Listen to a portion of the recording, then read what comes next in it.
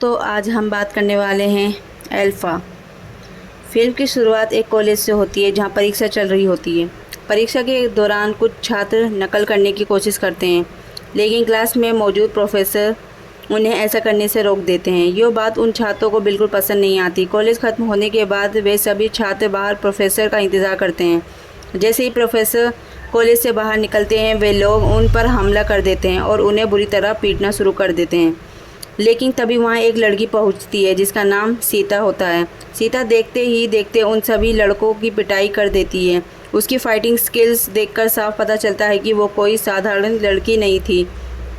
कुछ ही सेकंड में वो सभी हमलावरों को ज़मीन पर गिरा देती है और प्रोफेसर की जान बचा लेती है। इसके बाद सीता वहाँ से निकलकर एक होटल पहुँचती है जहाँ एक आदमी उसका इंतज़ार कर रहा होता है। यह आदमी कोई और नहीं बल्कि फतेह होता है, जिसे सीता अपने बाबा की तरह मानती है। दोनों साथ बैठकर खाना खाते हैं। तभी होटल का स्टाफ केक लेकर आता है और पता चलता है कि आज सीता का जन्मदिन है। फतेह उसे जन्मदिन की बधाई देता है और कहता है कि अब समय आ गया है उसकी असली परीक्षा का। इसके बाद फतेह उसे एक मिशन सौंपता है। वो सीता को होटल की 34वीं मंजिल पर मौजूद कमरा नंबर 34118 का पता देता है और बताता है कि वहाँ एक ऐसा अपराधी छिपा हुआ है जो लड़कियों की तस्करी करता है। फतेह कहता है कि आज रात उस आदमी को किसी भी कीमत पर ख़त्म करना होगा। सीता तुरंत मिशन के लिए निकल जाती है। कुछ देर बाद वो होटल के उस फ्लोर पर पहुँचती है, लेकिन वहाँ सिर्फ वो तस्कर नहीं होता, उसकी सुरक्षा के लिए कई हथियारबंद गार्ड भी मौजूद होते हैं। इसके बाद एक ज़बरदस्त एक्शन सीक्वेंस शुरू होता है। सीता एक एक करके सभी गार्ड्स को ख़त्म करना शुरू कर देती है। पूरे फ्लोर पर अफरा तफरी मच जाती है। आखिरकार वो उस तस्कर तक पहुंच जाती है और उसे भी मार देती है। इस तरह सीता अपना पहला मिशन सफलतापूर्वक पूरा कर लेती है। लेकिन असली ट्विस्ट इसके बाद आता है। मिशन पूरा होने के कुछ समय बाद कुछ रहस्यमय लोग सीता के कमरे में पहुंच जाते हैं और उसे गन पॉइंट पर ले लेते हैं। ऐसा लगता है कि अब सीता का बचना मुश्किल है, लेकिन तभी दरवाज़ा खुलता है और वहाँ फतेह पहुँच जाता है। फतेह कुछ ही सेकेंड में उन सभी हमलावरों को मार देता है। इसके बाद वो मुस्कुराते हुए सीता की तरफ देखता है और कहता है, हैप्पी बर्थडे बेटा। यहीं से हमें समझ आता है कि यह पूरा मिशन सिर्फ एक टेस्ट था ताकि फतेह ये देख सके कि सीता अब एक असली एजेंट बनने के लिए तैयार है या नहीं। इसके बाद कहानी कई साल पीछे चली जाती है, जहां हमें सीता का बचपन देखने को मिलता है। फ्लैशबैक में दिखाया जाता है कि जब सीता छोटी थी तब उसे लड़ना तो दूर, खुद पर भरोसा करना भी ठीक से नहीं आता था। लेकिन फतेह शुरू से ही उसके एक साधारण लड़की नहीं बल्कि एक खतरनाक एजेंट बनाना चाहता था। इसलिए वो बहुत कम उम्र से ही सीता की ट्रेनिंग शुरू कर देता है। शुरुआत में सीता ट्रेनिंग के दौरान बार बार असफल होती है। कभी वो फाइट हार जाती है, कभी दौड़ पूरी नहीं कर पाती और कभी हथियारों को ठीक से इस्तेमाल नहीं कर पाती। लेकिन फतेह है उसे हार मानने का मौका नहीं देता। वो रोज़ उसे बॉक्सिंग, मार्शल आर्ट्स, हथियार चलाना, निशाना लगाना और मुश्किल परिस्थितियों में जिंदा रहना सिखाता है। कई बार ट्रेनिंग इतनी खतरनाक होती है कि सीता बुरी तरह घायल हो जाती है। एक बार तो उसका हाथ भी फ्रैक्चर हो जाता है, लेकिन ठीक होते ही फतेह उसे फिर से ट्रेनिंग ग्राउंड में ले आता है। धीरे धीरे साल गुजरते हैं और सीता पहले से ज़्यादा मजबूत, तेज़ और ख़तरनाक बनती चली जाती है। अब वह एक ऐसी एजेंट बन चुकी होती है जो अकेले कई दुश्मनों का सामना कर सकती है। यहीं से फिल्म में धीरे धीरे फतेह के अतीत की झलक दिखनी शुरू होती है। हमें पता चलता है कि फतेह कोई साधारण इंसान नहीं था। वो पहले भारतीय सेना में काम कर चुका था और बाद में देश के सबसे खुफिया एजेंसियों में से एक का हिस्सा बन गया था। अपने करियर के दौरान उसने कई ऐसे मिशन पूरे किए थे जिन्हें लगभग असंभव माना जाता था। उसकी बहादुरी और तेज़ दिमाग की वजह से सरकार ने उसे एक बेहद गोपनीय प्रोजेक्ट की जिम्मेदारी दी थी। इस प्रोजेक्ट का नाम था अल्फ़ा प्रोग्राम। यह एक सीक्रेट स्पाई प्रोग्राम था जिसका उद्देश्य भविष्य के लिए ऐसे एजेंट तैयार करना था जो सामान्य सैनिकों से ही कहीं ज़्यादा सक्षम हो। फतेह इस प्रोग्राम का सबसे महत्वपूर्ण हिस्सा बन जाता है। उसकी देखरेख में कई नई टेक्निकों और विशेष हथियार विकसित किए जाते हैं। लेकिन सब कुछ तब बदल जाता है जब एक बेहद महत्वपूर्ण मिशन अचानक असफल हो जाता है। दरअसल मिशन शुरू होने से पहले उसकी सारी जानकारी दुश्मनों तक पहुंच जाती है। नतीजा यह होता है कि कई एजेंट मारे जाते हैं और ऑपरेशन पूरी तरह से फेल हो जाता है। सरकार और एजेंसी इस असफलता का जिम्मेदार फतेह को ठहरा देती है। हालांकि फतेह जानता है कि असली वजह कोई गद्दार था जिसे मिशन की जानकारी लीक की थी, लेकिन उसकी बात पर कोई भरोसा नहीं करता। कुछ समय बाद अल्फा प्रोग्राम का बंद कर दिया जाता है। यही वो पल होता है जब फतेह के अंदर बदले की आग पैदा होती है। उसे यकीन था कि उसके साथ एक बड़ी साजिश हुई है और इस साजिश में सिर्फ एक व्यक्ति नहीं बल्कि कई ताकतवर लोग शामिल हैं। इसी वजह से वो वर्षों तक छिपकर उन लोगों को खोजता रहता है जिन्होंने उसकी ज़िंदगी बर्बाद की थी। दूसरी तरफ वर्तमान में सीता लगातार अलग अलग मिशन पूरे कर रही होती है। हर मिशन में वो ऐसे लोगों को मारती है जिनके बारे में फतेह कहता है कि वे देश में दुश्मन है। सीता को लगता है कि वो सही काम कर रही है, लेकिन उसे नहीं पता था कि वो धीरे धीरे फतेह की निजी बदले का हिस्सा बनती जा रही है। इसी बीच कहानी में एक नई लड़की की एंट्री होती है। इस लड़की का नाम होता है अंशु। अंशु भी एक बेहद प्रतीक्षित एजेंट होती है, लेकिन उसका मिशन सीता से बिल्कुल अलग होता है। वो सीता को रोकना चाहती है। पहली बार जब दोनों आमने सामने आती हैं तो उनके बीच ज़बरदस्त हाथापाई होती है। दोनों की फाइट काफ़ी शानदार दिखाई जाती है। काफ़ी देर तक चलने वाली इस लड़ाई में कोई भी आसानी से हार नहीं मानता। आखिरकार दोनों अलग हो जाती हैं, लेकिन अंशु जाते जाते सीता से एक बात ज़रूर कहती है। वो कहती है कि जिस इंसान पर वो सबसे ज़्यादा भरोसा करती है वही एक दिन पूरे देश के लिए सबसे बड़ा खतरा साबित होने वाला है। सीता को ये बात बिल्कुल पसंद नहीं आती, क्योंकि उसके लिए फतेह सिर्फ एक एजेंट नहीं बल्कि उसका बाबा है। वो अंशु की बातों को झूठ समझकर नज़रअंदाज कर देती है, लेकिन उसे नहीं पता था कि बहुत जल्द उसकी पूरी दुनिया बदलने वाली है और आने वाले समय में उसे एक ऐसी सच्चाई का सामना करना पड़ेगा जो उसके अपने अस्तित्व पर सवाल खड़ा कर देगी। इसके बाद कहानी और ज़्यादा दिलचस्प हो जाती है। अंशु से मुलाकात के बाद भी सीता उसकी बातों पर भरोसा नहीं करती। उसे लगता है कि अंशु सिर्फ उसके और फतेह के बीच गलतफहमी पैदा करना चाहती है, लेकिन दूसरी तरफ अंशु लगातार सीता पर नज़र रख रही होती है। उसे पता था कि अगर सीता को जल्द नहीं रोका गया तो वो अनजाने में एक बहुत बड़े खतरे का हिस्सा बन जाएगी। कुछ दिनों बाद सीता एक और मिशन पर जाती है, लेकिन इस बार अंशु पहले ही से ही उसकी राह में मौजूद होती है। दोनों के बीच फिर से ज़बरदस्त लड़ाई होती है। इस बार लड़ाई पहले से भी ज़्यादा खतरनाक दिखाई जाती है। कभी दोनों हाथों से लड़ती हैं तो कभी चाकू और हथियारों का इस्तेमाल करती हैं। आखिरकार अंशु किसी तरह सीता को रोक लेती है, लेकिन उसे मारने के बजाय वो उसे एक सच्चाई बताने की कोशिश करती है। अंशु कहती है कि फतेह अब वो इंसान नहीं रहा जिसे सीता अपना बाबा समझती है।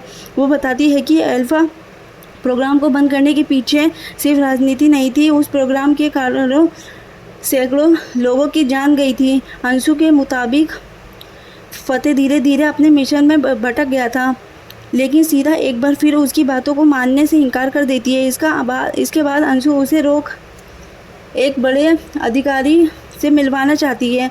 वो कहती है कि अगर सीता सच जानना चाहती है तो उसे रो चीफ से मिलना होगा।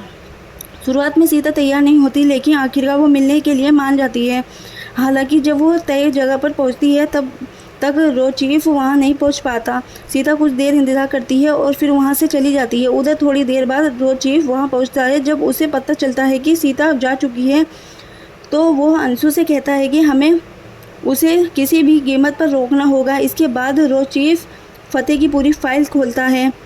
यहीं से फिल्म का एक बड़ा फ्लैशबैक शुरू होता है। हमें पता चलता है कि फतेह का जन्म हरियाणा के एक साधारण किसान परिवार में हुआ था। उसके पिता एक ईमानदार इंसान थे, लेकिन कुछ भ्रष्ट लोगों की वजह से उनकी मौत हो जाती है। यही घटना फतेह की ज़िंदगी बदल देती है। वो देश की सेवा करने का फैसला करता है और सेना में भर्ती हो जाता है। वो कुछ वर्षों बाद उसकी प्रतिभा को देखकर उसे खुफिया एजेंसी में शामिल कर लिया जाता है। यहीं से उसका सफ़र एक साधारण सैनिक से एक दिग्गज एजेंट बनने तक पहुंचता है। फतेह का दिमाग बेहद तेज़ था। वो ऐसे हथियार और टेक्निक विकसित करता था जो अपने समय से काफ़ी आगे थी। इसी दौरान वो अल्फा प्रोग्राम का हिस्सा बनना था। शुरुआत में सब कुछ सही चल रहा था, लेकिन धीरे धीरे उसे एहसास होने लगता है कि इस सिस्टम के अंदर कुछ लोग अपने फ़ायदे के लिए अल्फा प्रोग्राम का इस्तेमाल कर रहे हैं। जब वो इसका विरोध करता है उसके खिलाफ साजिश रची जाती है। एक मिशन लीक कर दिया जाता है, कई एजेंट मारे जाते हैं और सारी जिम्मेदारी फतेह पर डाल दी जाती है। यही से सरकार अल्फा प्रोग्राम का हमेशा के लिए बंद कर देती है। दुनिया को लगता है कि फतेह खत्म हो चुका है, लेकिन असलियत कुछ और थी। फतेह बच जाता है और उसी दौरान उसकी ज़िंदगी में एक और घटना होती है। एक दुश्मन एजेंट जिसका नाम संजय होता है फतेह को मारने की कोशिश करता है। हालात ऐसे बनते हैं कि एक बड़ा विस्फोट हो जाता है।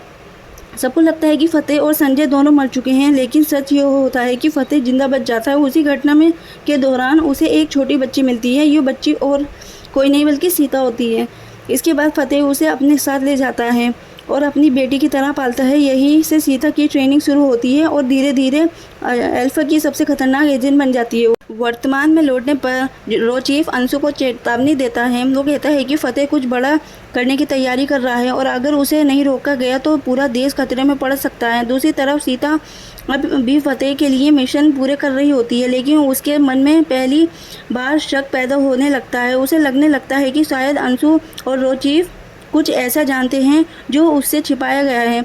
और यहीं से कहानी उस मोड़ पर पहुंच जाती है जब सीता को पहली बार अपने बाबा और अपने देश के बीच चुनाव करना पड़ने वाला हुआ। अब तक सीता को लगता था कि वो सिर्फ मिशन पूरे कर रही है, लेकिन उसे नहीं पता था कि वो धीरे धीरे एक ऐसे खेल का हिस्सा बन चुकी है जिसकी कीमत पूरा देश चुका सकता है। इसी बीच फिल्म हमें अफ़गानिस्तान के घने जंगलों और पहाड़ों के बीच बने एक गुप्त ठिकाने पर ले जाती है। ये जगह बाहर से एक साधारण सैन्य कैंप जैसी दिखाई देती है, लेकिन अंदर का नज़ारा पूरी तरह से अलग होता है। यहाँ अल्फा प्रोग्राम का नया बेस बनाया गया होता है। विशाल ट्रेनिंग ग्राउंड, भारी हथियार, सैकड़ों प्रशिक्षित सैनिक और सबसे महत्वपूर्ण एक हाईटेक लैब जहां कुछ खतरनाक प्रयोग चल रहे होते हैं। यहीं हमें पहली बार फतेह के असली मिशन की झलक देखने को मिलती है। लैब के अंदर वैज्ञानिक अलग अलग लोगों पर एक विशेष सीरम का परीक्षण कर रहे होते हैं। इन लोगों में कई देशों के लोग शामिल होते हैं। फतेह का उद्देश्य एक ऐसी सेना तैयार करना होता है जो सामान्य इंसानों से कई गुना ज़्यादा शक्तिशाली हो। ऐसे सैनिक जो दर्द को सह सकें, जिनकी ताकत असाधारण हो और जिन्हें युद्ध के मैदान में हराना लगभग नामुमकिन हो। लेकिन पहला परीक्षण पूरी तरह से असफल हो जाता है। सीरम सही तरीके से काम नहीं करता। कुछ टेस्ट सब्जेक्ट्स की हालत बिगड़ जाती है। वो पूरा प्रयोग रोकना पड़ता है। जांच करने पर वैज्ञानिकों को पता चलता है कि फॉर्मूले में एक बेहद दुर्लभ केमिकल की कमी है। अगर वो केमिकल मिल जाए तो यह प्रयोग सफल हो सकता है। यहीं पर फतेह सीता को एक नया मिशन सौंपता है। उसे भारत जाकर वो दुर्लभ केमिकल लाना होगा। सीता बिना कोई सवाल किए मिशन के लिए निकल पड़ती है, लेकिन इस बार उसकी राह में फिर से अंशु आ जाती है। अंशु को पहले से पता होता है कि सीता किस मिशन पर निकली है। वो हर कीमत पर उसे रोकना चाहती है। इसके बाद दोनों बीच फिल्म का एक शानदार एक्शन सीक्वेंस देखने को मिलता है। इस बार लड़ाई पहले से कई ज़्यादा खतरनाक होती है। दोनों एजेंट्स अपनी पूरी ताकत लगा देती हैं। कभी मुक्कों से हमला करती हैं, कभी चाकू से, तो कभी हाईटेक गैजेट्स का इस्तेमाल किया जाता है। काफ़ी देर तक चलने वाली इस लड़ाई के बाद भी अंशु सीता को रोक नहीं पाती। आखिरकार सीता वो केमिकल हासिल कर लेती है और वापस अफगानिस्तान पहुंच जाती है। फतेह तुरंत लैब में प्रयोग दोबारा शुरू कर देता है। इस बार सब कुछ योजना के अनुसार होता है। सीरम सफल हो जाता है। एक एक करके सैनिकों पर इसका असर दिखाई देने लगता है। धीरे धीरे फतेह के पास ऐसी सेना तैयार हो जाती है जो सामान्य सैनिकों से कई ज़्यादा ताकतवर होती है। यहीं से इस फिल्म का सबसे बड़ा ट्विस्ट शुरू होता है। एक दिन सीता बेस के एक प्रतिबंधित हिस्से में पहुंच जाती है। वहां उसे एक महिला दिखाई देती है। वो पहले तो वो उसे पहचान नहीं पाती, लेकिन कुछ ही देर बाद उसकी दुनिया बदल जाती है, क्योंकि वो महिला कोई और नहीं बल्कि उसकी माँ जानकी होती है, जिसे वो सालों से मरा हुआ समझती आई थी। सीता अपनी माँ को देखकर पूरी तरह टूट जाती है। माँ और बेटी का यह मिलन फिल्म का सबसे बड़ा भावुक दृश्य बन जाता है, लेकिन असली झटका अभी बाकी होता है। जानकी सीता को बताती है कि फतेह उससे बहुत बड़ी सच्चाई छुपा रहा है। वो कहती है कि फतेह सिर्फ बदला नहीं लेना चाहता, बल्कि वो एक ऐसा मिशन तैयार कर रहा है जो भारत के लिए बेहद खतरनाक साबित हो सकता है। पहले तो सीता इस बात पर विश्वास नहीं करती, लेकिन धीरे धीरे जानकी उसे कई ऐसे सबूत दिखाती है जिनसे उसका भरोसा टूटने लगता है। यही उसे अपने असली पिता के बारे में भी पता चलता है कि जानकी बताती है कि उसके पिता संजय थे और उनकी मौत के पीछे भी कई रहस्य छिपे हुए हैं। अब पहली बार सीता अपने बाबा फतेह पर शक करने लगती है। उधर फतेह की सुपर सोल्जर सेना पूरी तरह तैयार हो चुकी होती है। अगर यह सेना किसी भी देश के खिलाफ इस्तेमाल की जाती है तो उसे रोकना बेहद मुश्किल होता है। यहीं पर सीता फैसला करती है कि उसे पूरी सच्चाई जाननी होगी, इसलिए वो एक बार फिर अंशु को संपर्क करती है। इस बार दोनों दुश्मनों की तरह नहीं बल्कि सहयोगियों के तरह मिलती हैं। अब उनका लक्ष्य सिर्फ एक होता है, फतेह की असली मिशन का पता लगाना। दोनों रोज चीफ से संपर्क करती हैं। रो चीफ उनकी बात सुनने के बाद कहते हैं कि अब मामला उनकी सोच से भी ज़्यादा बड़ा हो चुका है और अगर फतेह को रोकना है तो उन्हें एक ऐसे एजेंट की ज़रूरत पड़ेगी जो उसके बराबर का है। इसके बाद रो चीफ उन्हें एक गुप्त लोकेशन पर भेजते हैं जहां कोई उनका इंतज़ार कर रहा होता है। सीता और अंशु उस जगह पहुंचती हैं। चारों तरफ सन्नाटा होता है। तभी पीछे से किसी के कदमों की आवाज़ सुनाई देती है। दोनों मुड़कर देखती हैं और यही फिल्म में होती है एक धमाकेदार एंट्री। उनके सामने खड़ा होता है रो चीफ का सबसे खतरनाक एजेंट कबीर। लेकिन कबीर आते ही ऐसे खुलासा करता है जिससे पूरी कहानी बदल जाती है। वो सीता की तरफ देखकर कहता है कि तुम सोच रही हो कि फतेह भारत पर हमला करना चाहता है, लेकिन सच इससे कई ज़्यादा खतरनाक है। सीता हैरान रह जाती है और फिर कबीर एक गोपनीय फाइल उनके सामने रखता है।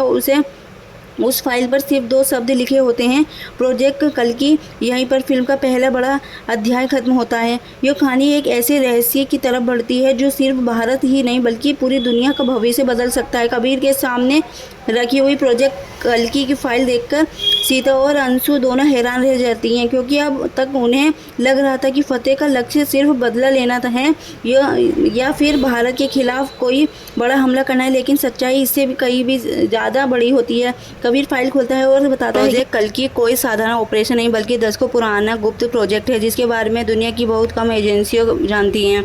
शुरुआत में इस प्रोजेक्ट का उद्देश्य दुनिया को सुरक्षित बनाना था।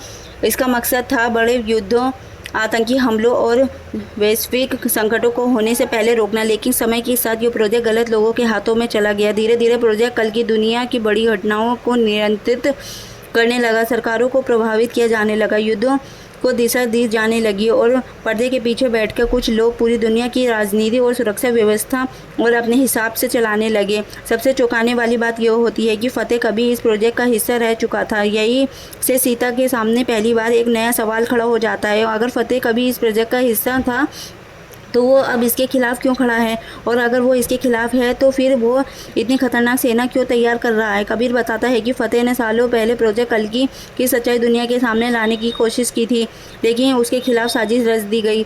अल्फा प्रोग्राम को बंद कर दिया गया, उसकी पहचान मिटा दी गई और पूरी दुनिया को यह यकीन दिला दिया गया कि फतेह ही असली गद्दार है। यहीं से फतेह और सिस्टम के बीच युद्ध शुरू हुआ। लेकिन समय के साथ फतेह का तरीका भी बदल गया। वो यह सच सामने लाना चाहता था, लेकिन उसने इसके लिए हिंसा और बदले का रास्ता चुन लिया। दूसरी तरफ अफगानिस्तान में फतेह अपनी सुपर सोल्जर सेना के साथ अंतिम तैयारी कर रहा होता है, लेकिन अब हमें पता चलता है कि उसका असली निशाना भारत नहीं है। उसका लक्ष्य है प्रोजेक्ट कल्कि का केंद्रीय नियंत्रण केंद्र, इसकी एक ऐसी गुप्त जगह जहां से दुनिया भर के संवेदनशील जानकारी नियंत्रित की जा रही है। उधर सीता का मन पूरी तरह से उलझ चुका होता है। एक तरफ उसकी माँ की बातें हैं, दूसरी तरफ फतेह का प्यार और उसकी परवरिश, और तीसरी तरफ कबीर द्वारा दिखाई गई सच्चाई। अब उसे समझ नहीं आ रहा होता है कि आखिर सही कौन है और गलत कौन। इसी बीच कबीर को एक गुप्त संदेश मिलता है। उस संदेश में सिर्फ एक लोकेशन होती है और साथ में एक लाइन लिखी होती है, अगर दुनिया को बचाना है तो देर मत करना। कबीर, सीता और अंशु को तुरंत उस लोकेशन पर पहुंचते हैं। यही प्रोजेक्ट कल्कि का असली मुख्यालय होता है। यह जगह बाहर से एक प्रत्येक रिसर्च सेंटर जैसी दिखाई देती है, लेकिन अंदर दुनिया की सबसे आधुनिक तकनीक मौजूद होती है। और सबसे पहले फतेह अपनी अल्फा आर्मी के साथ अंदर घुसता है। इसके बाद फिल्म का सबसे बड़ा एक्शन ब्लॉक शुरू होता है। कॉरिडोर में गोलियां चलने लगती हैं, चारों तरफ धमाके होने लगते हैं। फतेह के सुपर सोल्जर सुरक्षा बलों से भीड़ जाते हैं। हालांकि उनकी ताकत असाधारण होती है, लेकिन प्रोजेक्ट कल्कि की सुरक्षा व्यवस्था भी बेहद खतरनाक होती है। इधर कबीर, सीता और अंशु भी कॉम्प्लेक्स के दूसरे हिस्से के अंदर प्रवेश करते हैं। उनका लक्ष्य सीधे कंट्रोल सेंटर तक पहुंचना होता है। रास्ते में उन्हें कई सुरक्षा परतों को पार करना पड़ता है। कई स्वचालित हथियार लगे होते हैं तो कहीं हाईटेक सुरक्षा सिस्टम उनका रास्ता रोकने की कोशिश करते हैं, लेकिन तीनों किसी तरह आगे बढ़ते रहते हैं। इसकी दौरान सीता की मुलाकात एक बार फिर फतेह से होती है। कई सालों बाद पहली बार दोनों एक मिशन के बीच आमने सामने खड़े होते हैं। सीता अब भी जवाब चाहती है, वो जानना चाहती है आखिर फतेह सच में क्या चाहता है। फतेह उसकी तरफ देखकर कहता है कि उसने जो कुछ भी किया वो दुनिया को बचाने के लिए किया, लेकिन सिस्टम ने उसे हमेशा गद्दार साबित करने की कोशिश की। सीता उससे पूछती है कि अगर उसका मकसद सही था तो उसने इतनी हिंसा और तबाही क्यों मचाई। फतेह कुछ पल चुप रहता है, फिर कहता है कभी कभी सच तक पहुंचने के लिए गलत रास्ते चुन लिए जाते हैं। ये सुनकर सीता समझ जाती है कि फतेह पूरी तरह गलत नहीं है, लेकिन वो पूरी तरह सही भी नहीं है। तभी अचानक पूरे कॉम्प्लेक्स में चेतावनी सायरन बजने लगता है, लाल लाइटें चमकने लगती हैं और एक कंप्यूटराइज आवाज़ पूरे परिसर में गूंजती है, कल की प्रोटोकॉल एक्टिवेटेड। ये सुनते ही कबीर के चेहरे का रंग उड़ जाता है, क्योंकि वो समझ जाता है कि प्रोजेक्ट कल की अपना अंतिम चरण शुरू कर चुका है। अगर यह प्रक्रिया पूरी हो गई तो दुनिया भर के महत्वपूर्ण नेटवर्क उसके नियंत्रण में चले जाएंगे। अब फतेह, सीता, कबीर और अंशु पहली बार एक ही लक्ष्य के लिए लड़ने पर मजबूर हो जाते हैं। चारों तेजी से कंट्रोल सेंटर की तरफ बढ़ते हैं, लेकिन जैसे ही वे मुख्य कक्ष तक पहुंचते हैं, उनके सामने ऐसा सच आता है जिसकी उन्होंने कल्पना भी नहीं की होती, और फिल्म यहीं पर ख़त्म हो जाती है। दोस्तों, यही थी अल्फा की पूरी कहानी, जिसमें स्पाई मिशन, एक्शन, इमोशन, धोखा, देशभक्ति और कई बड़े ट्विस्ट देखने को मिले। अगर कहानी का अगला भाग देखना चाहते हो तो वीडियो को लाइक करें, चैनल को सब्सक्राइब करें और एक प्यारा कमेंट लिखें।